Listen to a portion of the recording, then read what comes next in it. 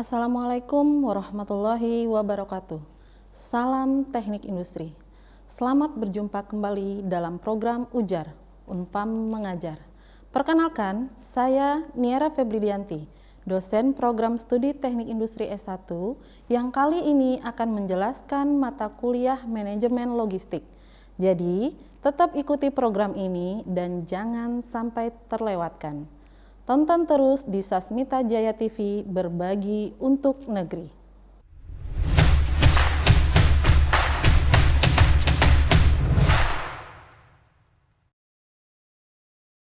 Pada pertemuan kali ini, kita akan membahas mengenai angkutan barang lanjutan, di mana ada 6 poin penting yang menjadi bahasan pokok kita, yaitu yang pertama, angkutan udara, yang kedua, faktor konsinyasi, yang ketiga, persyaratan biaya dan layanan, yang keempat, dokumentasi, yang kelima, sistem logistik modern, yang keenam, penggunaan jasa pengiriman barang. Pada pertemuan sebelumnya, teman-teman sudah pernah mengetahui mengenai konsep angkutan barang. Jadi, sekarang lanjutkan mengenai konsep angkutan barang lebih lanjut. Jadi, mari kita bahas bersama. Angkutan barang merupakan bagian yang tak terpisahkan dari proses produksi selama aktivitas perekonomian meningkat. Sebagai konsekuensinya, angkutan barang akan berakibat pada peningkatan intensitas kendaraan angkutan barang, di mana masalah transportasi membicarakan cara pendistribusian suatu komoditi dari sejumlah sumber atau origin ke sejumlah tujuan atau destination. Dengan sasarannya adalah mencari pola pendistribusian dan banyaknya komoditi yang diangkut dari masing-masing sumber ke masing-masing tujuan, yang meminimalkan ongkos angkut secara keseluruhan dengan kendala-kendala yang ada.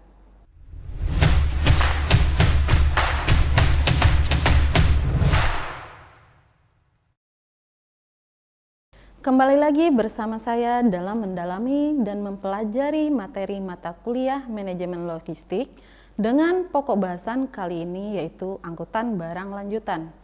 Materi pertama yang akan kita bahas adalah angkutan udara. Penggunaan angkutan udara sebagai alat transportasi alternatif telah berkembang pesat dalam beberapa tahun terakhir.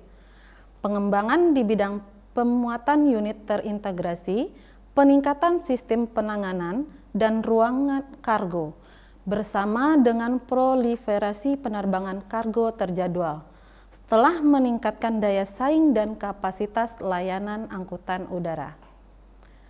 Di mana atribut utama angkutan udara adalah sebagai berikut. 1. Angkutan udara sangat baik dibandingkan moda transportasi lain dalam hal kecepatan, dalam periode yang lebih lama. Gerakan internasional ini karena transit dari bandara ke bandara sangat cepat sekali pada jarak yang lebih jauh. Yang kedua, meskipun angkutan udara sangat cepat dari bandara ke bandara, mungkin ada kalanya faktor kecepatan ini berkurang karena waktu dapat dihilang karena kemacetan bandara dan penanganan dokumen dan keterlambatan pabean. Yang ketiga, keuntungan spesifik dari angkutan udara dikenal sebagai penghematan waktu pengiriman.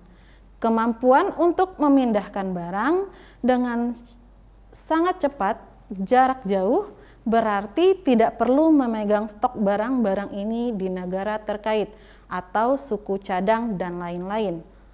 Lead time pendek antara memesan dan menerima barang, dan penghematan yang dihasilkan biaya pemeliharaan persediaan, menyebut manfaat ini dinamakan penghematan waktu pengiriman. Yang keempat, produk angkutan udara memungkinkan fleksibilitas pasar yang hebat karena sejumlah negara dan pasar dapat dicapai dengan sangat cepat dan mudah. Ini adalah khususnya menguntungkan bagi perusahaan yang ingin menguji suatu produk pada khususnya area atau untuk meluncurkan produk baru. Fleksibilitas angkutan udara berarti perusahaan tidak perlu membangun jaringan inventaris yang luas di area-area ini. Yang kelima, memindahkan barang melalui angkutan udara dapat menghasilkan pengurangan kemasan yang nyata. Persyaratan sebagai aturan umum moda angkutan udara bukan yang mengalami kondisi fisik yang parah, dan karenanya pengiriman tidak rentan terhadap kerusakan dan istirahat. Yang keenam, angkutan udara sangat menguntungkan untuk rentang barang tertentu dibandingkan dengan banyaknya mode alternatif. Ini termasuk barang-barang dengan nilai tinggi untuk rasio berat, banyaknya uang diikat sehingga biaya pengiriman mahal tidak signifikan. Mudah rusak, di mana kecepatan sangat penting. Barang-barang mode yang cenderung mahal dan memiliki umur simpan pendek, persediaan darurat, kecepatan lagi dan akhirnya suku cadang pengganti, kekurangan yang memungkinkan menunda pengoperasian proyek multi-juta dolar. Yang ketujuh, untuk sebagian besar produk, angkutan udara adalah bentuk transportasi yang sangat mahal. Ini adalah kerugian terbesarnya.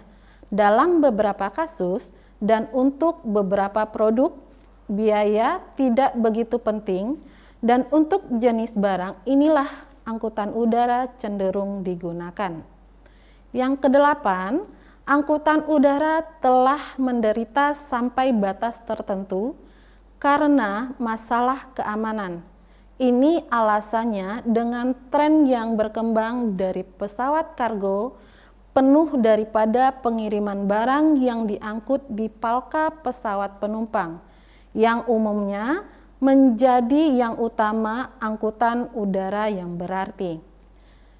Sistem kontainer dan intermodal sistem kontainer dapat dilihat sebagai moda transportasi angkutan khusus wadah sekarang menjadi fitur utama dari semua transportasi nasional dan internasional, utama pada mode jalan, kereta api, laut, dan udara.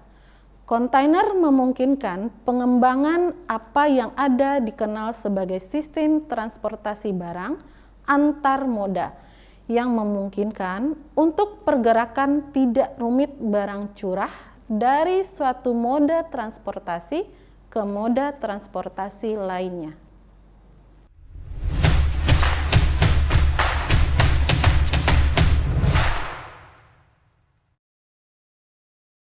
Baiklah teman-teman, untuk selanjutnya kita bahas mengenai faktor konsinyasi.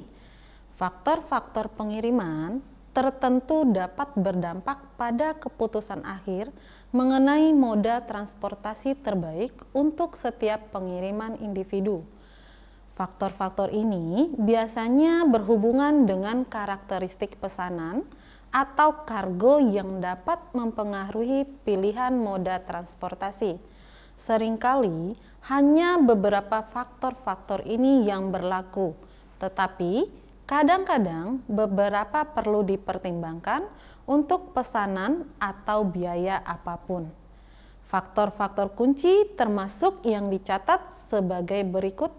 Yang pertama, routing dan traffic. Memungkinkan ada beberapa faktor routing berbeda yang seharusnya dipatuhi dan dapat membatasi opsi yang tersedia untuk pengiriman. Pertanyaan itu mungkin perlu dipertimbangkan antara lain. Yang pertama, apakah rute langsung ditentukan oleh pelanggan? Kedua, apakah ada negara di mana pengiriman tidak dapat dilakukan? Yang ketiga, siapa yang bertanggung jawab atas transportasi umum? Yang keempat, siapa yang akan membayar biaya pengiriman tersebut? Selanjutnya kita lihat dari jarak. Jarak yang harus dilalui kargo untuk pengiriman akan memiliki pengaruh moda transportasi yang dapat dipertimbangkan, antara lain dilihat dari seberapa jauh untuk bergerak. Selanjutnya, apakah jarak tersebut membatasi opsi yang tersedia? Kita lanjut dari jenis beban. Karakteristik beban tertentu perlu dipertimbangkan dengan hati-hati. Kapan rute dan jenis mode ditentukan? Antara lain, jika muatan curah atau umum. Alternatif terbatas berarti muatan khusus. Yang kedua, rute lebih disukai. Selanjutnya, jika kargo curah atau umum, apakah rute tertentu lebih murah? Nah, kita lihat beban apakah memiliki karakteristik khusus, yaitu apakah beban mudah rusak atau bernilai tinggi yang membuat rute tertentu lebih menarik. Dan apakah kargo berbahaya jika ada beberapa rute yang tidak tersedia. Selanjutnya kita lihat dari kuantitas. Ini merupakan jumlah daya yang dapat mempengaruhi jenis mode yang digunakan, seperti beban maksimum, opsi kontainer dan trailer harus menarik, beban parsial, kemungkinan konsolidasi tetapi penundaan waktu atau sebagai beban umum, tetapi implikasi kemasan, ukuran kecil, pesanan angkutan udara, pengelompokan dan konsolidasi. Kelima, unit load. Apakah beban unitized? Jika tidak, apakah merupakan opsi dan apakah biaya akan efektif? Hal tersebut dapat dilihat dari yang pertama, akankah unitasi membantu? Apakah unit membuat kecil atau besar? Apakah kontainerisasi layak? Apakah pengelompokan atau konsolidasi merupakan alternatif? Selanjutnya, prioritas. Sangat penting untuk dapat memahami dan menyeimbangkan kebutuhan akan urgensi pesanan terhadap biaya pengiriman. Antara lain, seberapa cepat barang tiba di tujuan, ini akan mempengaruhi pilihan jalan. Yang kedua, mendesak. Apakah ini benar-benar berarti mendesak? Yang selanjutnya, siapa yang akan membayar biaya pengiriman untuk pesanan mendesak? Nilai komoditas. Seperti yang disebutkan sebelumnya dalam diskusi pertukaran, nilai pengiriman secara signifikan dapat mempengaruhi pilihan mode. Dilihat dari seberapa penting elemen biaya pengiriman untuk pengiriman secara keseluruhan. Jika impor atau ekspor, bagaimana diklasifikasikan ini dapat mempengaruhi pengiriman biaya. Mode cepat dan mahal akan memungkinkan retensi inventaris berkurang dan sumber daya terkait mengenai penghematan biaya. Dan selanjutnya, pengiriman reguler.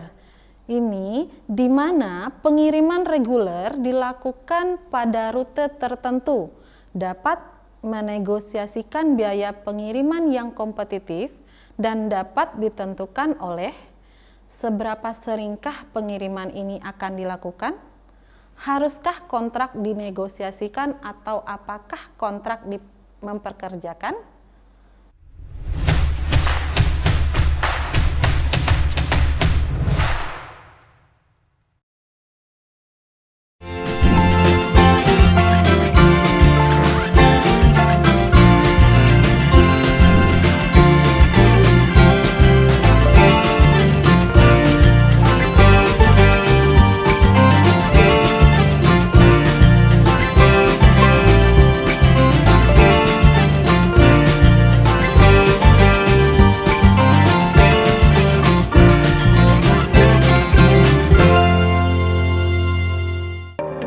Lindungi diri dan keluarga dari COVID-19. Wujudkan masyarakat yang sehat dan produktif dengan vaksinasi COVID-19. Aman dan melindungi. Pemerintah menjamin vaksin yang digunakan sesuai dengan standar keamanan dan melewati uji klinik yang ketat.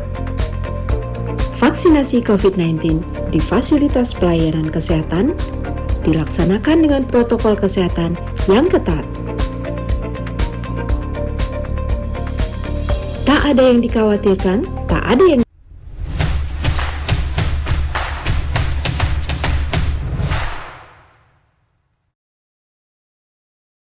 Baiklah teman-teman, untuk selanjutnya kita bahas mengenai persyaratan biaya dan layanan. Keputusan akhir untuk pilihan modal adalah trade-off yang akrab antara biaya dan layanan. Ini harus dipertimbangkan dalam kaitannya dengan faktor operasional yang relevan, moda transportasi karakteristik, dan faktor konsinyasi yang telah diuraikan sebelumnya. Secara teori, volume barang atau ukuran muatan yang akan dipindahkan dan jarak yang akan ditempuh menentukan pilihan mode berdasarkan biaya relatif. Pada suatu kondisi ekstrim, ada paket kecil yang perlu melakukan perjalanan jarak pendek. Mungkin saja demikian dialihkan melalui transportasi jalan dengan van kecil atau mungkin mengirim jika paket sangat kecil. Yang lainnya, secara ekstrim, ada muatan lebih dari 100 ton yang mencakup ribuan kilometer. Ini lebih mungkin pergi melalui angkutan laut. Dalam praktiknya, elemen lain seperti kecepatan pengiriman yang dibutuhkan atau keandalan layanan dapat menggantikan faktor-faktor murni ekonomi ini. Ada beberapa elemen kunci dari perdagangan internasional yang sangat relevan dengan logistik, khususnya memilih moda transportasi internasional, di mana elemen-elemen tersebut adalah yang pertama, masalah keuangan, kedua, ketentuan perdagangan, yang ketiga, dokumentasi pengguna jasa pengiriman barang. Nah, selanjutnya kita bahas adalah dokumentasi. Dokumentasi merupakan aktivitas atau proses sistematis dalam melakukan pengumpulan dan pencarian. Jenis dokumentasi juga sangat penting. Persyaratan untuk ini dapat bervariasi sesuai dengan asal dan tujuan pengiriman dan moda transportasi yang digunakan. Kebanyakan dokumen umum adalah 1. Deklarasi ekspor pengirim, kedua, Bill of Lading atau udara atau laut waybill, yang ketiga, mengimpor dan mengekspor lisensi, yang keempat, sertifikat asal dan dokumentasi konsuler, yang kelima, catatan CMR untuk mengangkut barang melalui jalan darat. Keenam, CIM, not, untuk mengangkut barang dengan kereta api. Catatan kemasan, sertifikat asuransi. Selanjutnya, catatan pengiriman, misalnya catatan pengiriman standar, faktur ekspor, dan terakhir persyaratan bea cukai untuk impor dan ekspor, misalnya dokumen administratif tunggal atau DAU. Banyak perusahaan ekspedisi bertindak sebagai prinsipal dalam kontrak transportasi, misalnya dengan menyediakan layanan pengelompokan jalan dan kontainer untuk konsolidasi angkutan udara. Dalam situasi ini, para perusahaan pengirim barang bertanggung jawab atas transportasi, bukan hanya bertindak sebagai agen saja.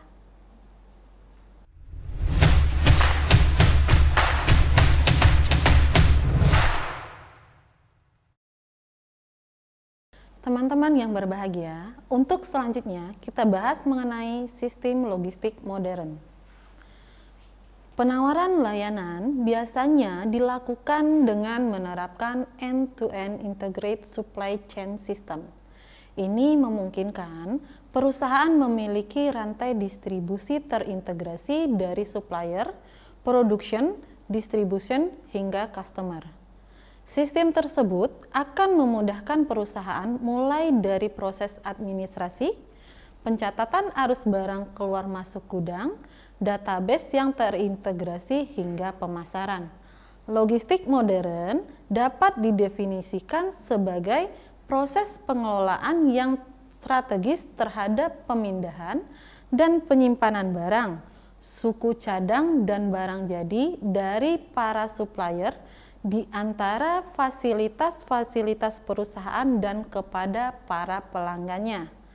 Tujuan dari logistik adalah menyampaikan barang dari bermacam-macam material dalam jumlah yang tepat pada waktu yang dibutuhkan, dalam keadaan yang dapat dipakai, ke lokasi di mana ia dibutuhkan, dengan total biaya yang terendah. Melalui proses logistiklah material mengalir ke kompleks manufacturing yang sangat luas dari negara industri, dan produk-produk didistribusikan melalui saluran-saluran distribusi untuk konsumsi. Penyelenggaraan logistik merupakan suatu aspek penting dari operasi perusahaan dan juga pemerintah. Seiring dengan adanya peningkatan kebutuhan tersebut, di era modern ini, sebuah sektor logistik nyatanya bisa mengatasi permasalahan peningkatan itu. Sektor logistik bisa membantu mengatasi peningkatan kebutuhan-kebutuhan yang diperlukan oleh masyarakat dengan menggerakkan manajemen logistik yang ada di dalam sektor logistik itu sendiri.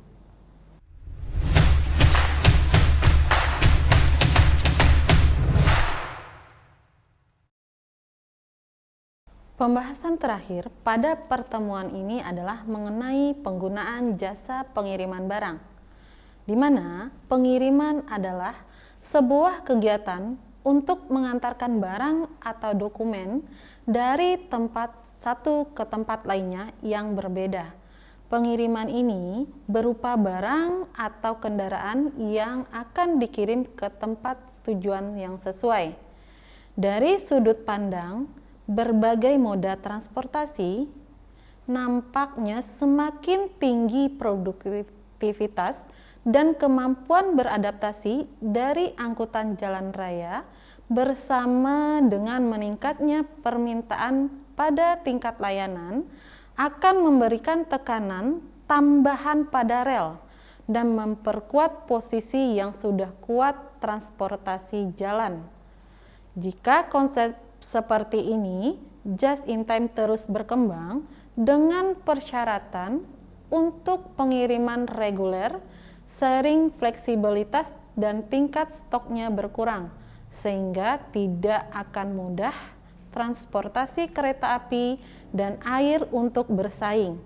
Perusahaan kereta api perlu terus mengembangkan antara mode sistem yang menawarkan fleksibilitas dan keunggulan biaya yang sebanding dengan transportasi angkutan jalan dan layanan kontainer. Untuk pergerakan jarak jauh, kereta api harus bisa bersaing dengan jalan. Angkutan udara harus terus berkembang di area khusus pengiriman cepat dari stockholding global pusat, dan untuk membantu perusahaan meminimalkan keusangan produk karena semakin berkurang siklus hidup produk. Sistem yang terkomputerisasi harus memungkinkan peningkatan keandalan dan waktu transit untuk semua mode.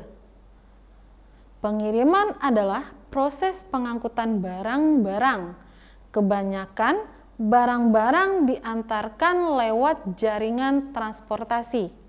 Muatan barang-barang fisik terutama diantarkan melalui darat dengan memakai kereta api, melalui jalur laut dengan menggunakan kapal laut, dan melalui udara dengan menggunakan perusahaan penerbangan. Jadi, dapat disimpulkan bahwa sistem informasi pengiriman barang adalah sebuah rangkaian prosedur di mana data-data tentang cara dan hasil pekerjaan dari menyampaikan barang kepada seseorang yang diolah menjadi informasi yang bermanfaat bagi manajemen perusahaan.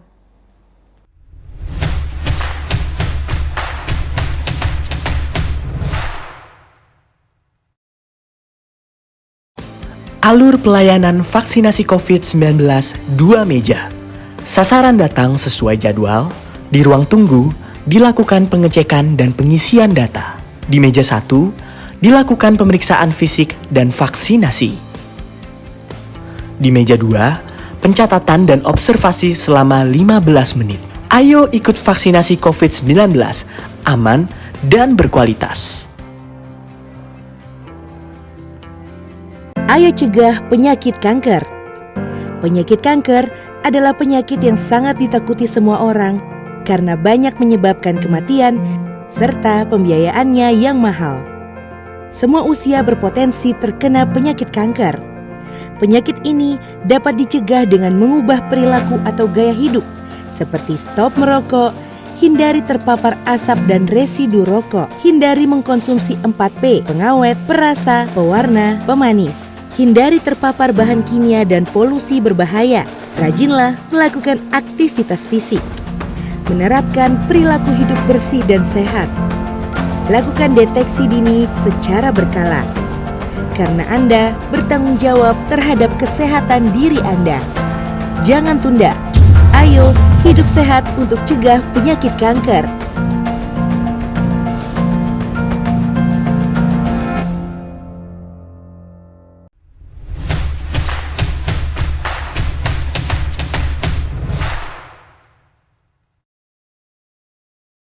Sahabat Ujar, setelah menyaksikan penjelasan mengenai konsep angkutan barang lanjutan, Anda dapat menjawab pertanyaan berikut. Yang pertama, menurut Anda, apa yang Anda ketahui mengenai angkutan barang udara? Yang kedua, dokumentasi apa saja yang diperlukan dalam pengiriman angkutan barang?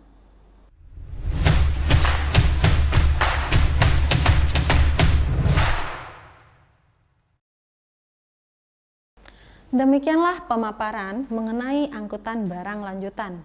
Tetap semangat belajar, semoga semua selalu diberikan kebahagiaan dan tetap menjaga kesehatan.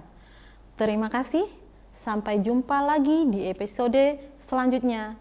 Salam Ujar. Wassalamualaikum warahmatullahi wabarakatuh.